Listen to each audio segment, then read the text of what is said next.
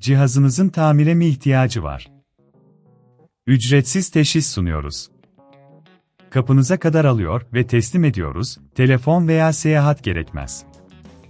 Tamir öncesi size fiyat teklifi gönderiyoruz ve sadece onayladıktan sonra devam ediyoruz. Kolay, şeffaf ve profesyonel. Link açıklamada. Bugün, Dyson SV47 model elektrikli süpürgenizin motorunu nasıl değiştireceğinizi öğreneceğiz. İlk olarak, gerekli aletleri hazırlayalım.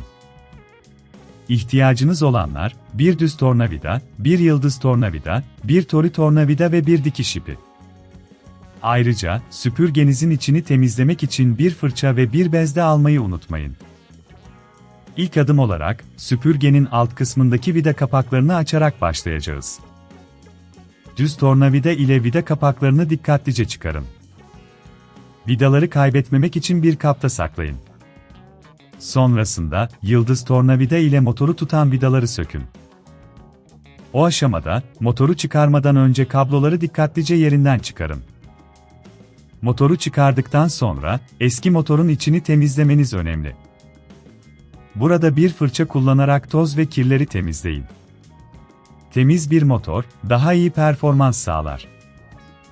Eğer bunun çok zor olduğunu düşünüyorsanız, evden alın ve teslimat hizmeti sunduğumuzu unutmayın, bu sayede işlemi profesyonellere bırakabilirsiniz. Yeni motoru takmaya başlamadan önce, yeni motorun kablolarını ve bağlantı noktalarını kontrol edin. Bağlantıların doğru yapıldığından emin olun. Motoru yerine yerleştirin ve önce kabloları dikkatlice bağlayın. Ardından, motoru tutan vidaları tekrar yerleştirip sıkıştırın. Sonra, alt kapakları kapatmadan önce, temizlediğiniz alanları tekrar kontrol edin. Her şeyin yerinde ve sağlam olduğundan emin olun. Eğer tamir öncesi bir fiyat teklifi almak isterseniz, bizimle iletişime geçebilirsiniz. İşlemin ne kadar süreceğini ve maliyetini anlamanıza yardımcı olur.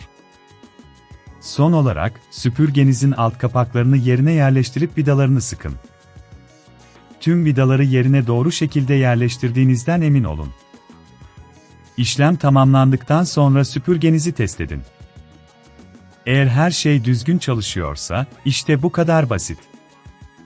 Unutmayın, telefon yok, seyahat yok, her şey evinizin konforunda gerçekleşiyor.